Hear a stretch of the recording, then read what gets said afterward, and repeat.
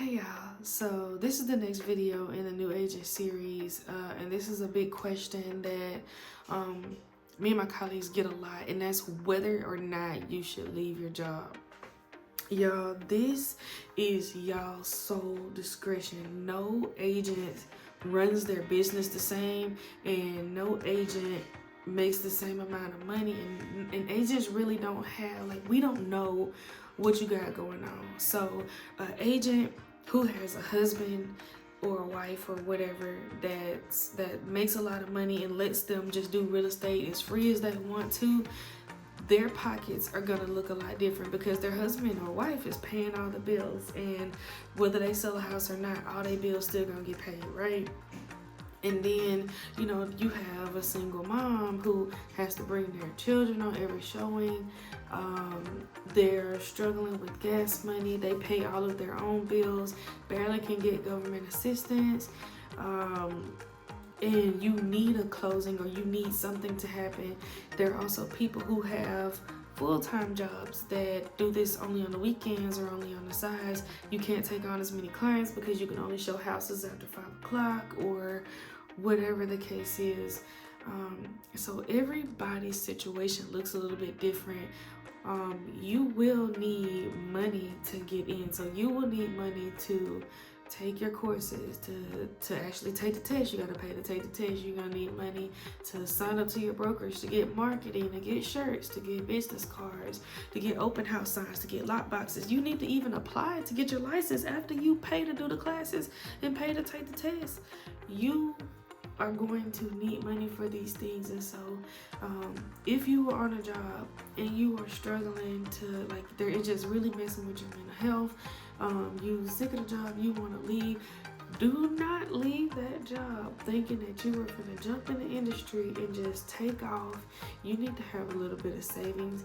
I would not recommend leaving that job until you are completely comfortable, because you may get off that job and you may do absolutely fabulous, but the fact still remains that once you get licensed, you're still going to need buyers or sellers.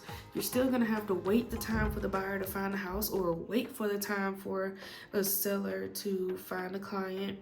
Then you're gonna have to wait for it to close and hoping that it closes, because buyers and sellers don't close all the time. Or sometimes the first person that goes under contract on the property is not the one that closes on it. So you're gonna need money to hold you off. You're gonna need money to sustain. We can't really tell you whether or not you need to leave your job. Like, if you are already struggling, I would not recommend leaving your job. Maybe get you like a side remote job or something that's gonna pay your bills, and real estate can just real estate can just kind of work its way in. But if you're already struggling, I would not recommend leaving your job to jump into real estate.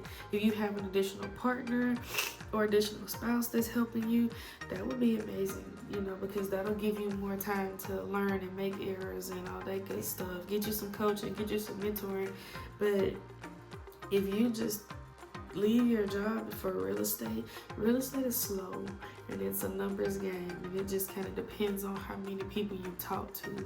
So I don't think that's the wisest decision. But some people leave their job with a plan. Some people have 6 months of savings and a business plan to go off of. Like, especially if you're just now jumping into the industry, you need some kind of marketing plan. You need some kind of plan of consistency. It's a lot to take into consideration. So like I said, I wouldn't just, if you're frustrated with your job and you're looking for a career change, real estate is not the one to think you about to jump ship and then get on another ship and then sail away and everything be just perfectly fine. I'm not saying that it can't. I'm saying that most new agents have kind of a tough time.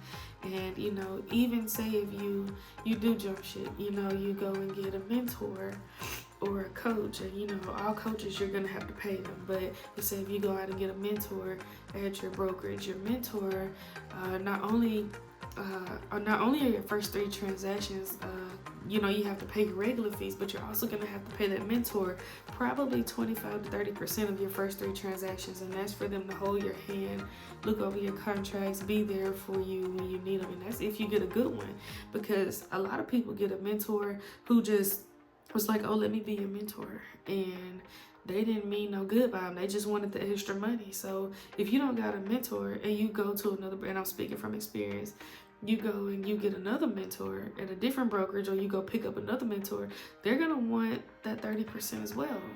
Like I said, I'm talking from example. As soon as I got my license, a lady was like, hey, come to my brokerage and I'll be your mentor. I joined her brokerage, I got under her mentorship. I mean, I didn't close anything. Yeah, I don't think I closed anything. Maybe one, I can't really remember. But and if I did, which I don't remember, but I think, you know, she gets 30% and she was gonna get 30% of the next 2. And then left that brokerage because I realized what kind of brokerage it was. Went to another one. I had to end up getting another mentor. And once I got that mentor, I had to pay her under another 3 transactions. And yeah, it'll keep going like that until you actually learn it, and people will prey off of you. So you definitely need to have some kind of savings or some kind of plan of some sort if you're talking about leaving your job, because sometimes it's not the wisest thing to do. You know, like I said, I got laid off. I didn't even have an option. You know, I was just kind of doing DoorDash and Instacart on the side. My husband also worked for a little while, and so yeah, things were different back then. But now the economy is worse. Gas going up, groceries going up, everything going up except for pay. And so I wouldn't recommend you just jumping ship like that, you know, unless you got it like that, or unless this is just a leisure part-time. Like, really take into consideration before you do that. But that's all this video is about. We're gonna go to the next video.